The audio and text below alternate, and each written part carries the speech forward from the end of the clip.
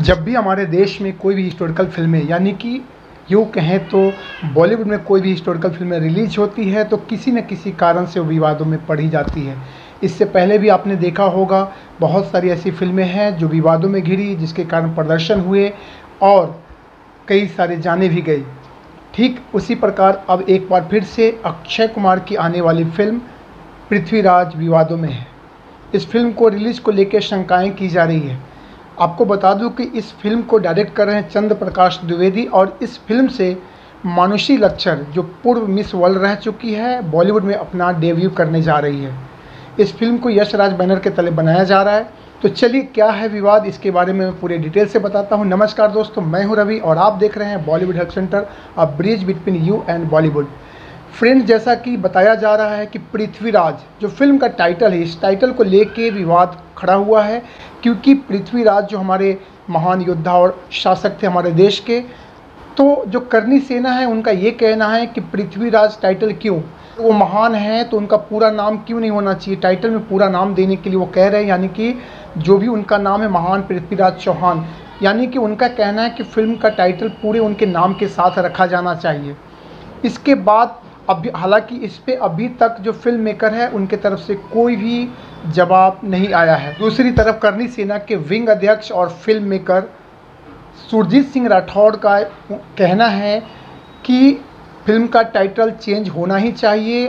पृथ्वीराज जो टाइटल है उसे चेंज करके उनके पूरे नाम के साथ फिल्म का टाइटल होना चाहिए। साथ में उन्होंने ये भी कहा है कि रिलीज़ से पहले उन्हें स्क्रीनिंग करनी पड़ेगी, करनी सेना को दिखाना पड़ेगा, उसके बाद ही फिल्म को रिलीज़ करने दिया जाएगा। और साथ में उन्होंने एक धमकी भरे लहजे में ये भी कहा है कि अगर वो हमारी बातें नहीं मानते हैं तो इससे पहले जिस तरह पद्मावत और भी फिल्मों के लेके विरोध किया गया था और जो परिणाम भुगतने पड़े थे, आपको याद होगा कि पद्मावत में दीपिका पादुकोण ने उन्हें भी धमकी दिया गया था और उनके जो डायरेक्टर है वो भी काफ़ी परेशान हुए थे। तो इस तरीके से उन्होंने एक बार धमकी भरे लहजे में या फिर यूँ कहें कि उन्होंने एक चेतावनी दिया है कि अगर जो फिल्म के मेकर है अगर वो उनकी बातें नहीं मानते हैं तो इस तरीके से उनको परिणाम भुगतने के लिए तैयार रहना चाहिए।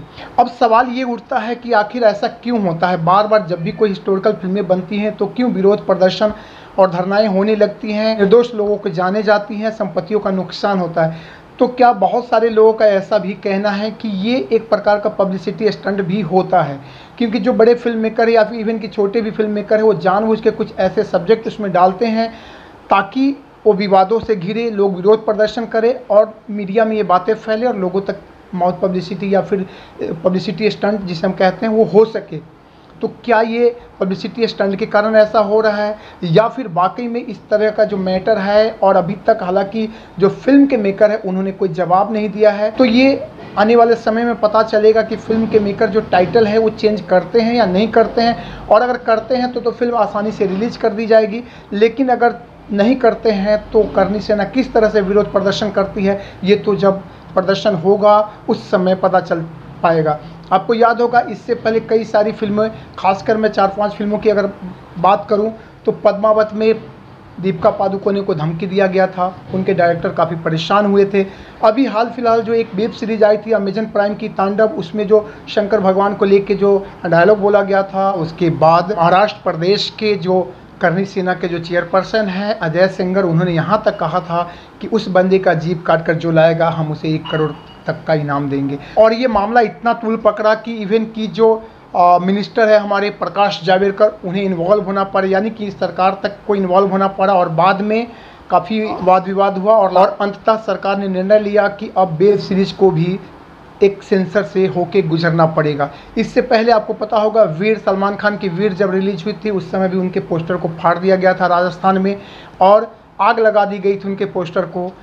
तो इस तरीके से काफ़ी विरोध होता रहता है हमेशा, जब भी हिस्टोरिकल कोई फिल्में बनती है तो इस तरह से विरोध होता है। हालांकि इसमें दोनों बातें हैं, ये इट मे बी कि पब्लिसिटी स्टंट भी हो सकता है। आप कमेंट करके बताइएगा कि आपको क्या लगता है कि जानबूझ के ऐसा लोग करते हैं पब्लिसिटी स्टंट के लिए या फिर ये क्या है, आप क्या सोचते हैं इसके बारे में ज़रूर बताइएगा कमेंट करके।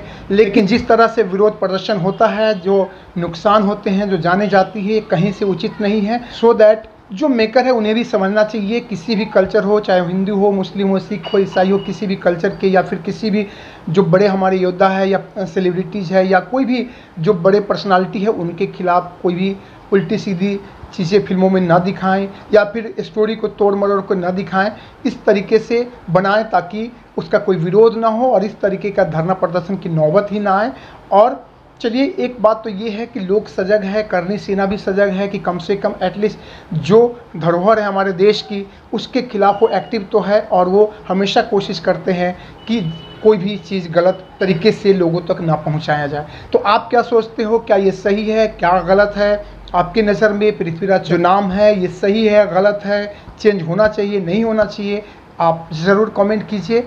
मेरे हिसाब से हमारे देश के महान योद्धा हैं तो उनके नाम के साथ कोई छेड़छाड़ नहीं होना चाहिए। तो चलिए, आप कमेंट ज़रूर कीजिए और अगर आपको हमारा ये इन्फॉर्मेशन अच्छा लगा हो तो वीडियो को लाइक कीजिए।